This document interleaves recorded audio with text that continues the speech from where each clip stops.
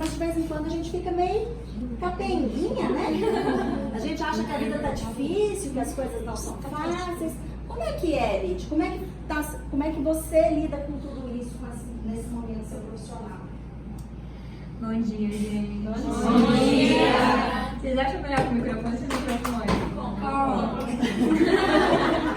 Vocês que mandam. Então, primeiramente, queria agradecer a oportunidade de estar aqui. Estou super feliz de poder vir aqui contar um pouquinho da minha história para vocês. Eu acho que cada evento desse a gente aprende muito, assim. Eu acho que vocês vão ter uma visão, assim, um pouquinho da minha história, mas também, para mim, é muito inspirador conhecer pessoas também que estão aqui no Boticário, que tem essa missão de encantar, que o Boticário prega muito. Eu acho isso muito bacana. E eu tô aqui a convite da Fernanda, queridíssima.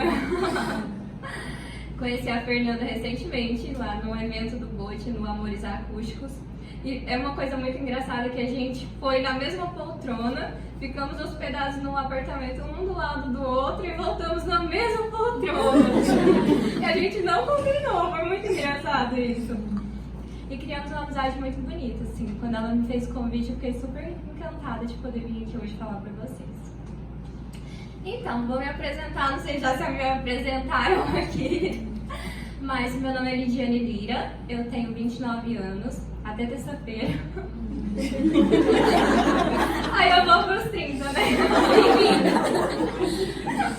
Mas eu falo pra todo mundo que eu vou parar no 28, que ninguém acredita.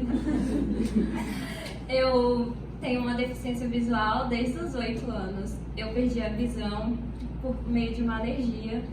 Eu nunca tive problema de visão na minha vida, assim, eu tinha uma vida super normal, era uma criança como outra qualquer. E aí, de repente, o destino fez com que eu tomasse um medicamento, e esse medicamento causou um Stevens Jones, que é quando as células da defesa atacam o sistema imunológico.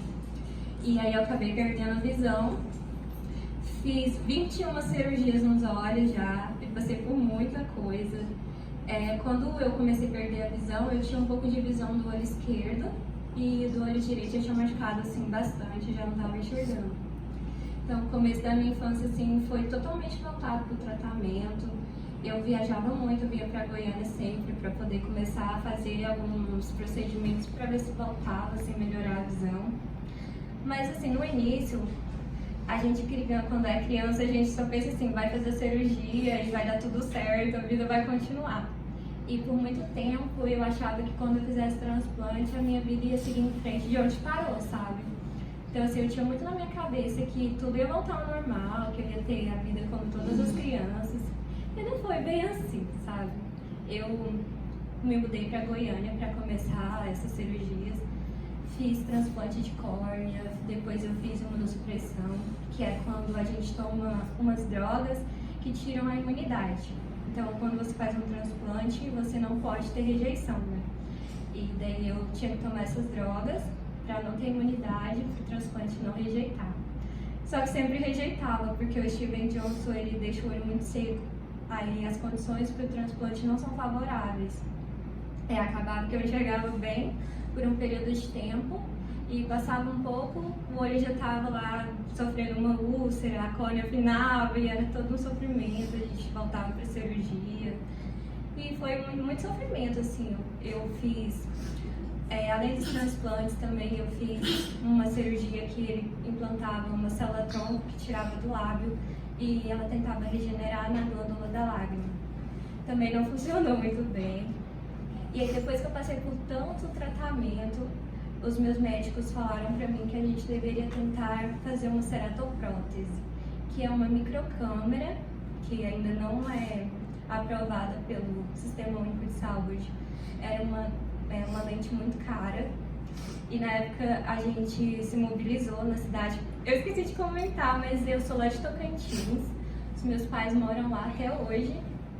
E nessa época, quando eu estava fazendo a campanha para conseguir esse dinheiro, eu estava no Tocantins. Daí a cidade toda se mobilizou, nós fizemos uma rifa e nós precisávamos de 30 mil reais. Daí eu comecei a fazer uma rifa, fui vendendo para todo mundo que eu conhecia, da escola, os amigos. E Deus sempre foi muito fiel assim na minha vida, assim, as coisas acontecem de uma forma assim que é inexplicável.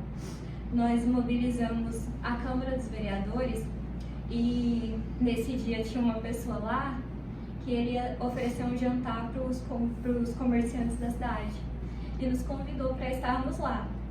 Aí eu tinha preparado um textinho, né, explicando por que eu precisava do dinheiro, e chegou nesse jantar, eles leram o texto e me chamaram lá na frente, eu totalmente despreparada. Eu sei que tinha uma câmera olhando pra mim, assim, com a luz super amarela lá, e o moço falou assim: toma, fala alguma coisa, no susto. E eu lá: então, obrigada por vocês estarem aqui. Tipo, o jantar não era pra mim, eu tô lá morrendo, gente. Eu só sei que eu fiquei tão nervosa que eu falei assim: vamos sair daqui desse palco, pelo amor. Quando eu cheguei no meu lugar, alguém tinha pegado o microfone e o gerente do banco falou assim: eu conheço a Lid, ela é da minha igreja. Eu não conhecia ele. Aí ele falou assim: eu quero doar 5 mil pra campanha. Aí outro falou: eu quero doar 7, eu quero doar 2. Todo mundo foi se mobilizando nessa noite e nós conseguimos 34 mil.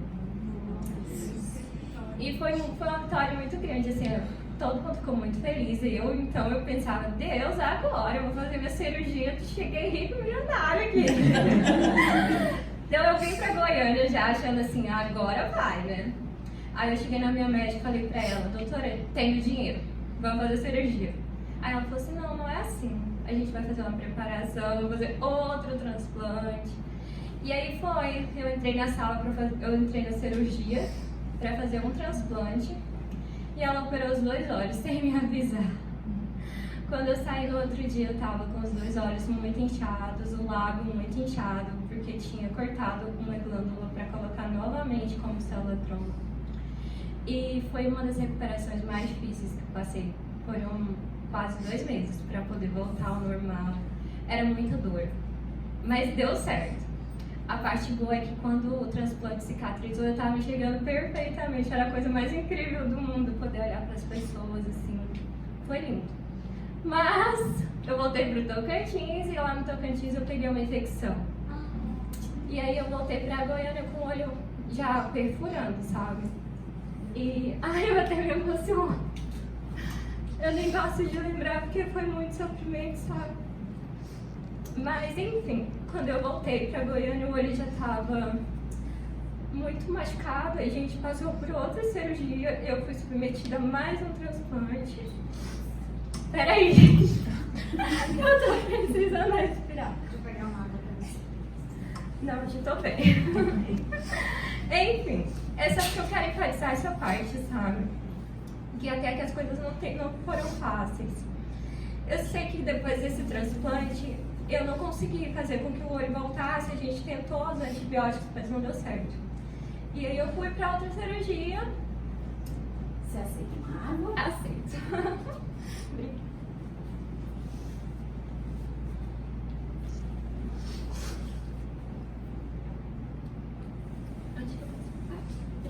Se quiser mais uma. Tá bom. Vamos lá. Então, eu fiz outro transplante um mês depois.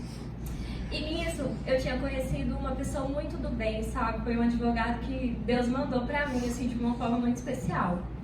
O doutor Rodrigo, ele entrou com uma ação do governo para que o estado do Tocantins pagasse todas as despesas dessa cirurgia, porque como o SUS não cobria, então a gente tinha direito à saúde, né? Então, nesse inter de tempo com esses transplantes, eu acabei tendo a oportunidade de ir para São Paulo, onde fazia o experimento com a ceratoprótese.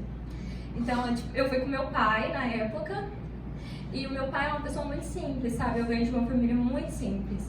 Então, eu estava enxergando, assim, o transplante estava funcionando, então eu estava enxergando muito bem. Então, foi a minha primeira viagem de avião, eu estava bem empolgada, eu conheci o Sérgio Reis no avião. Ele ficou super amigo do meu pai, ficou lá papiando sobre as fazendas. E foi, assim, uma viagem que eu estava muito esperançosa, assim, a perspectiva de... A gente precisava de um laudo só, na verdade, que o juiz precisava para dar seguimento na nossa ação.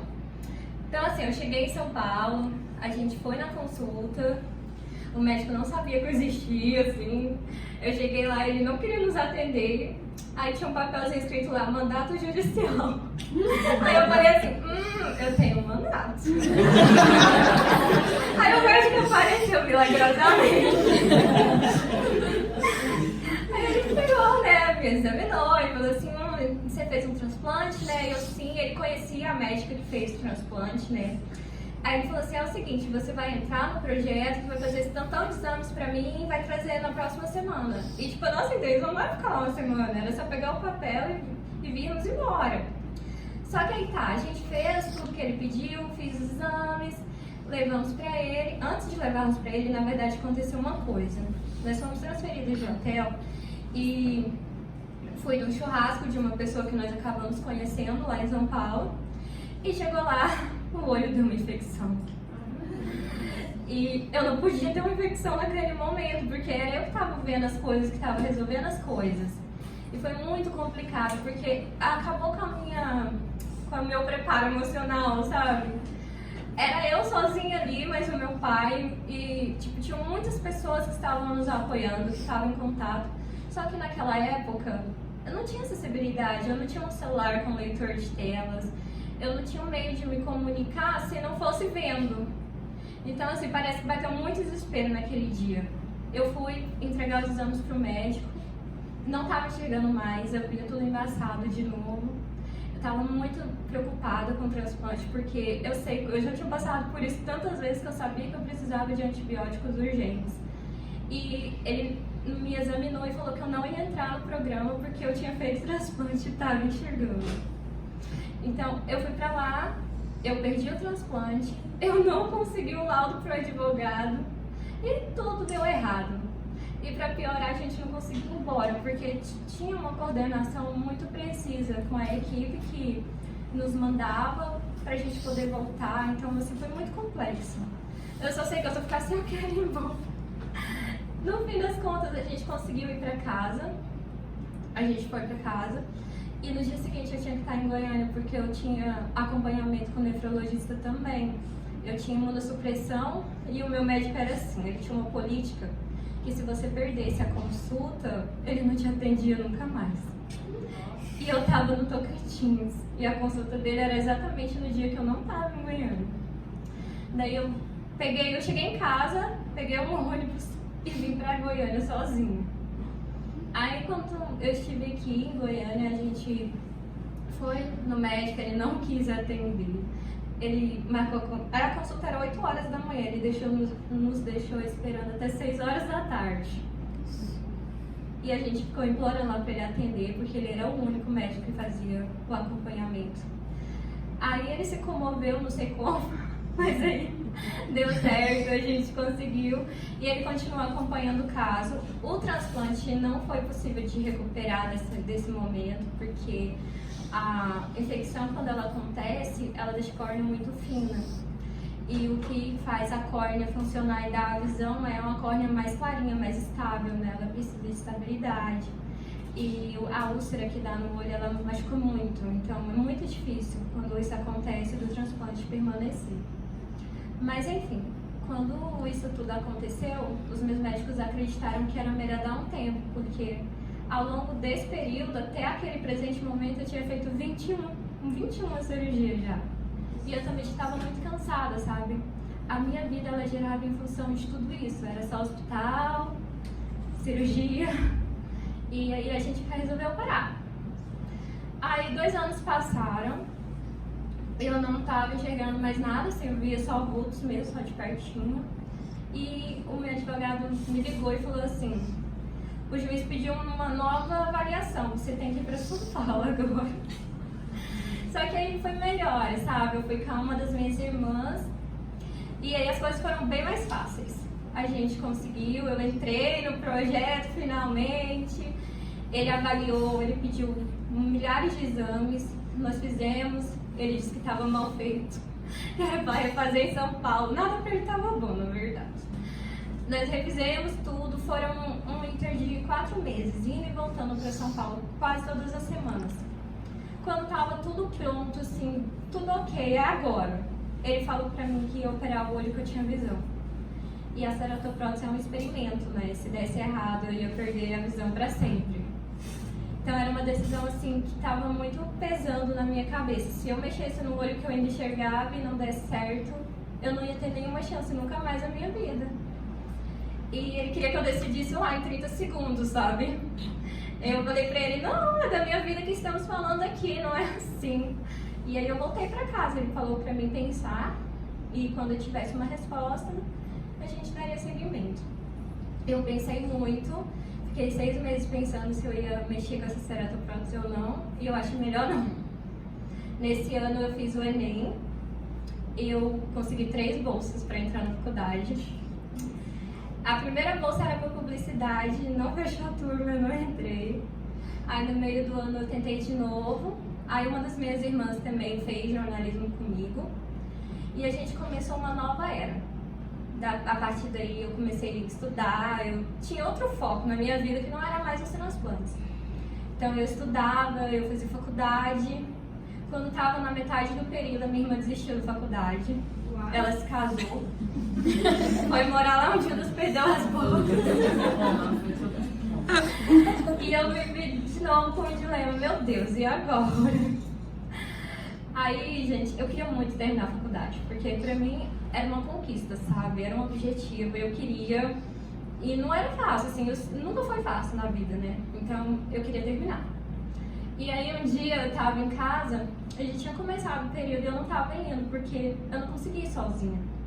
Daí, uma das minhas colegas falou assim, você vem de ônibus sozinha? Eu falei assim, eu nunca fui não, mas eu vou tentar. Aí eu tava morando com uma das minhas outras irmãs e ela falou assim, não vai não, tá chovendo, desde foi outro dia. E o coração tava apertado, eu vou sim, eu tenho que ir. Aí eu combinei com ela assim, que ela ia me encontrar no ponto, eu não usava bengala, tipo, eu não tinha mobilidade, então era só eu sozinha mesmo. E aí eu acabei decidindo ir. Aí a minha irmã foi o caminho todinho falando, tem certeza? Tem certeza que você vai mesmo? Aí eu cheguei no terminal, assim, com o coração apertadinho, e eu só pensava assim, Deus, o Senhor me protege. O Senhor me protege aqui, não deixa nada acontecer. Aí eu cheguei no terminal, tinha uma moça que trabalhava lá, ela falou assim, nossa, sempre te vejo por aqui, pode deixar que eu vou te ajudar. Aí chegou no ônibus, ela falou com o motorista quando chegasse no ponto da faculdade pra ele visitar. Aí ele, tá bom, vou avisar. Aí tá demorando, não chega nunca.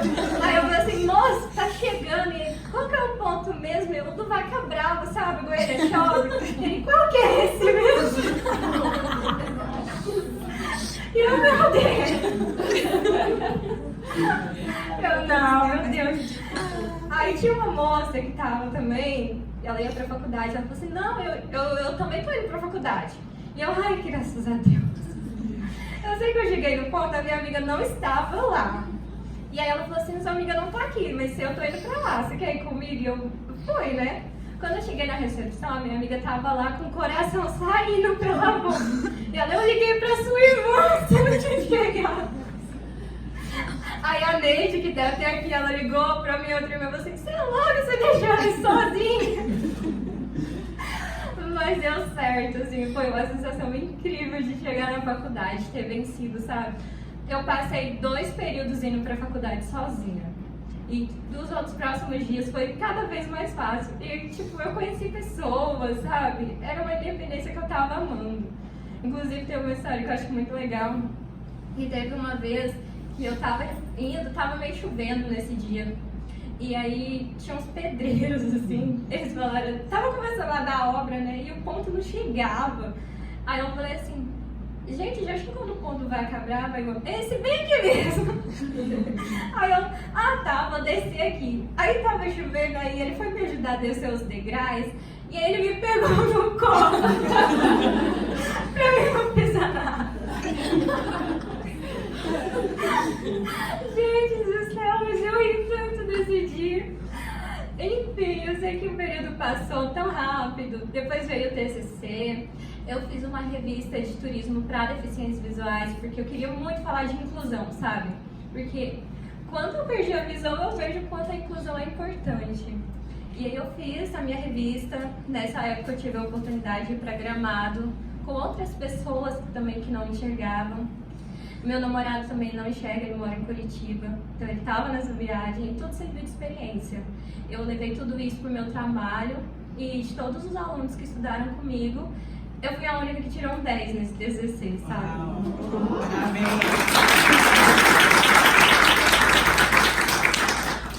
Aí logo em seguida eu me formei em 2016, acabou a formatura e a faculdade estava oferecendo um curso de assessoria de imprensa, um MBA.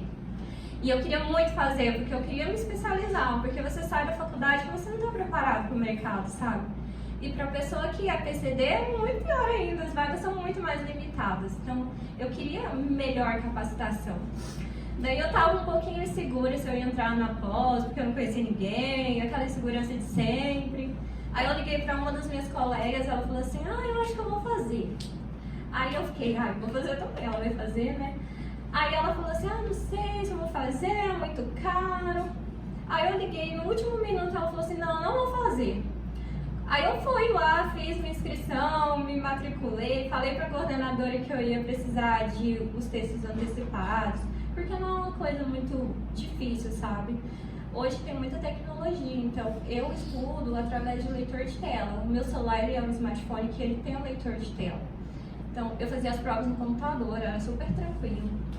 E eu me matriculei no MBA, cheguei lá, sentei lá na frente, a coordenadora chegou, ela era a primeira que ia dar um módulo, e ela falou, tô muito feliz que você veio, e eu toda empolgada. Aí passa 2 minutos, a minha amiga que disse que não ia estudar tava lá.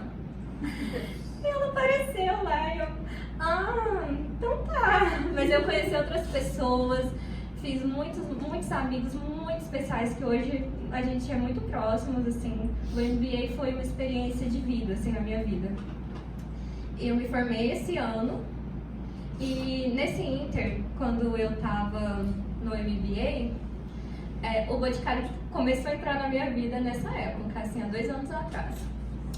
Quando eu comecei o MBA, as minhas aulas eram de 15 em 15 dias. Então eu estava morando no Tocantins, eu pegava um ônibus na quinta-feira, viajava 16 horas, eu chegava em Goiânia na sexta, tinha MBA sexta, sábado e domingo e voltava para casa domingo. De 15 em 15 dias isso acontecia. E foram 2 anos. Então assim, eu viajava para lá e para cá. E eu via muito assim o Boticário fazendo postagens que eles tentavam incluir, sabe? Eles descreviam as imagens e eu achava isso muito bacana, que é uma marca que pensava na inclusão. Daí eu me inscrevi para ser revendedora lá no Tocantins. E no começo eu queria comprar para minha irmã comprar, porque ela comprava muito. Ela comprava todo mês. E eu, meu Deus, vamos fazer um cadastro e comprar mais barato. E tipo, eu não usava nada, ela que usava tudo. Aí eu comprei aquele que veio o kit, né, inicial. Aí eu, mãe, pode vender esses trem aí, ninguém vai comprar não. Dei as amostrinhas todas, assim, desapareceram. Aí as pessoas começaram a comprar, porque quem compra o Boticário já conhece, então ele já se vende sozinho, né? E eu viajava pra lá e pra cá e a minha mãe falava assim, a vizinha tal quer comprar o perfume tal. Aí eu comecei a fazer pedido, sabe? Então a minha parte era administrativa, eu ficava só comprando e a mãe vendendo. Aí teve um módulo no MBA durante esse período que era sobre brand de marcas. Aí o professor falou assim, cada um deve escolher uma marca que se identifica. E você tinha que, tipo, fazer um argumento lá, porque a marca. Aí eu já pensei lá, vou pegar o Boticário, que é facinho de falar. Aí eu peguei o Boticário, gente do céu, fui falar do Boticário, que o Boticário era uma empresa inclusiva, que pensava na inclusão como um todo, que era uma marca que encantava seus clientes desde o início. E aí, tipo, quando eu terminei, todo mundo falou assim, você vende Boticário? E eu, sim! Não, eu nem falava que vendia, mas o povo falando, achou que eu tava tão assim, puxa-saco do Boticário lá. E assim, o Boticário acabou surgindo na minha vida dessa forma. Esse ano, em 2019, o Boticário tava com uma campanha, Conte Sua História Pra Gente. E tinha uma outra campanha acontecendo que era um comercial. Eles estavam precisando de uma pessoa que tivesse uma limitação visual. e eles queriam fotos e um release. E eu gosto de escrever, então eu escrevi um release e mandei pra campanha do comercial, porque tinha cachê, né? Então eu mandei primeiro. Mas aí eu vi essa campanha do Conte Sua História e eu acho que vou mandar o mesmo release, eu mandei o mesmo release. E no dia seguinte, gente, não foram 24 horas, o Boticário me ligou. Falou assim, Lidiane, eu, sim, você poderia vir a Curitiba fazer a capa da revista? E eu, claro, eu vou, eu não tava entendendo. Mas assim, foi muito rápido, em 2 semanas eu tava em Curitiba. O Boticário fez com que aquele dia se tornasse muito especial, porque a gente não sabia que a capa seria composta por outras pessoas também. Ninguém sabia, todo mundo achava que era exclusivo. A gente ficou lá, 2 dias antes fizeram um grupo lá, Capa 9. Aí a gente acabou conhecendo pessoas do país inteiro, né? Porque foram 9, a capa do ciclo 9 foi composta por 9 pessoas. Então, assim, fizemos muitos amigos. E nisso, eu tenho uma professora que é assessora de imprensa do shopping, ela é muito diversificada, assim, ela disse pra mim, Lidy, vamos fazer um vídeo pro Boticário? Vamos. Eu fui lá, gravei todo desarrumado, fiz esse vídeo falando que o Boticário tinha feito um convite para compor a capa e tudo mais, apresentei, falei um pouquinho da formação, era um vídeo muito, muito curto, na verdade, de 3 minutos. E aí eu mandei pro grupinho, né, só das meninas da capa e da Luísa, que é a jornalista. E aí chegou o dia da capa, toda aquela produção, maquiagem, roupa, figurino. E aí quando acabou a tarde, alguém chegou e falou assim, tá vindo uma pessoa lá da indústria falar com você. E eu não sabia nada, né, não tava nem entendendo. Aí depois chegou uma moça lá, ela falou assim, eu vou fazer uma conferência com você e um dos diretores do Boticário. E eu, tá. Aí ele nos ligou, a gente fez uma chamada pelo FaceTime, e ele falou assim, Lidy, a gente está produzindo um evento para os sucessores, que vai acontecer agora em março, e vai ser em São Paulo, e eu gostei muito da sua história, eu queria que você fosse lá inspirar os sucessores, porque a gente esse ano está falando de inclusão, de acessibilidade, e eu quero muito que você vá. E eu, claro, se precisar de qualquer coisa, pode me chamar. Só que, na época, ele não falou, eu quero que você vá, assim, enfaticamente. Ele falou que queria minha ajuda. E eu me dispus a ficar disponível, né? E eu achei que ele ia usar só o vídeo, na verdade. Aí, 2 dias depois, me ligaram falando que era pra nós irmos. E aí eu liguei pra minha irmã, ela tem um trabalho que não é muito flexível, ela quase foi demitida pra ir comigo. Mas nós fomos e foi, gente, coisa de cinema. Eles mandaram uma Ferrari nos buscar. Chegamos lá, tinha plaquinha pra nos recepcionar. Fomos pro hotel do lado dos estúdios Globo. Aí ele chegou na frente, assim, a minha irmã, olha ali o Serginho Grande. Vamos lá tirar uma foto. A gente foi lá. Nossa, foi uma coisa muito legal. Aí nós chegamos, não conhecemos ninguém, né? Só os executivos, e a gente lá, né? Quem somos nós? Mas foi muito legal, porque quando nós chegamos, o Alan, que foi o diretor que nos convidou, ele veio até nós e nos convidou para almoçarmos com ele. Então, assim, nós nos sentimos incluídas, porque a gente chegou lá sem conhecer ninguém, mas conhecemos muitas pessoas. E a galera do Boticário, assim, de todos os níveis, todo mundo nos tratou muito bem, foi uma experiência encantadora. E eu tava muito nervosa, porque pra mim só foi dito assim, você tem que falar e você tem que inspirar todo mundo.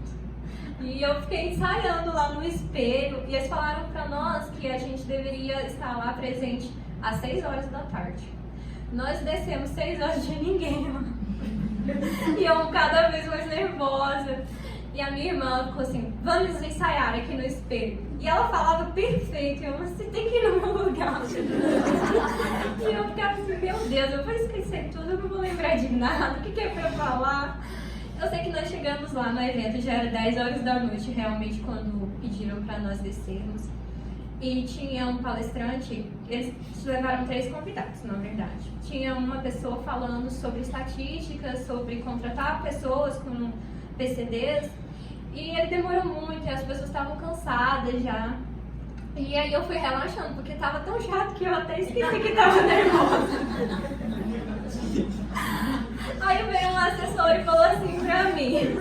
É verdade. Veio uma assessora e disse pra mim que quando eu subisse era pra mim ser emocional, pra mim. Só que, tipo, eu não dou conta de programar muito, as coisas acabam sendo muito espontâneas. E eles passaram um vídeo que a gente não tinha acesso, na verdade, que foi gravado no dia das fotos. E depois do vídeo ele me chamou, tinha muita gente, sabe, nesse evento. E eu subi lá e comecei a falar igual eu tô falando aqui com vocês, assim. E foi muito divertido, porque no meio do que eu estava falando, eu acabei falando que tinha muita admiração pela marca e que eu sempre tive vontade de ser uma colaboradora. Aí eu acabo falando assim, hashtag Boticário me contrata. Aí todo mundo achou isso massa. Só que não foi programado, viu? Eu sei que eu falei uns 9 minutos, era pra me falar 3 só. Eu desci e o Arthur subiu ao palco, agradeceu e ele desceu para falar comigo. Aí ele se apresentou, disse quem era e falou que tinha gostado muito quando eu digo que eu queria trazer oportunidades de melhoria de vida para minha mãe, que é uma pessoa muito humilde. E ele ficou, tipo, a gente foi muito bem acolhida depois. Muitas pessoas vieram nos cumprimentar, mas não rolou o contrato, viu? Ainda espero. Enfim, aí a gente voltou para casa no dia seguinte, né? O evento continuou para os sucessores. Nós voltamos e teve logo em seguida, no mês de junho, a campanha do Amores Acústicos, que eles queriam histórias de amor reais. E eu falei pra minha irmã assim, nossa, Choca, a Ivete, que legal. Ela é muito fã da Ivete. Aí ela falou assim, nossa, eu quero ir, por favor, me escreve. Aí tinha uma coisa lá de 300 palavras, eu não sabia se era 300 palavras, se era 300 caracteres. Eu fiquei uma meia hora escrevendo, né? E eu queria uma coisa muito simples, assim. Aí eu mandei um pequeno release e depois disso nem tava lembrando mais. Aí de repente eles ligaram, assim, 2 meses depois, e falaram que tinha escolhido a história, porque eles tinham gostado muito. E o Amores Acústicos não foi um evento, assim, foi escolhido, né? Era um concurso, na verdade. Eram histórias que foram escolhidas. E aí eu levei a minha irmã que gostava da Ivete. A outra irmã queria ir também. No fim das contas, foi eu e a Eva. Foi no Teatro Municipal, assim, tudo muito perfeito. Foi uma super estrutura, muito organizado. E lá eu conheci um monte de pessoas, Ana Paula Arósio, Ana Paula Padrão. E a Fernanda estava, foi nesse evento que eu conheci a Fernanda e a Adriana também. A Adriana viajou do nosso ladinho no avião. E assim, o Boticário só me trouxe oportunidades, assim, eu me sinto muito feliz de ser colaboradora do Boticário. E eu acho que o Boticário é uma marca que tem toda a admiração de quem conhece e de quem não conhece, porque eu acho lindo as ações do Boticário, as campanhas que eles usam pessoas. Teve uma campanha recente com o Matheus, que é autista. Eu achei muito bacana. O Boticário tem muito isso, sabe? Você sabe muito bem, né? Muito isso de incluir as pessoas. E pra mim é uma honra fazer parte de tudo isso. Eu espero um dia, assim, inspirar muitas pessoas a seguir em frente. Porque pra mim, muitas coisas na vida nunca vieram fáceis. Mas, assim, a gente não deve desistir da vida por nenhum obstáculo. Porque todo mundo tem seus obstáculos, né? Eu tenho os meus, vocês têm os de vocês. Mas é muito importante a gente ter isso em mente. Desistir é muito mais difícil do que seguir em frente, porque desistir é muito mais coragem, sabe? E a gente precisa seguir em frente para poder mostrar para as pessoas que é possível, que nós somos capazes e que a vida vale a pena.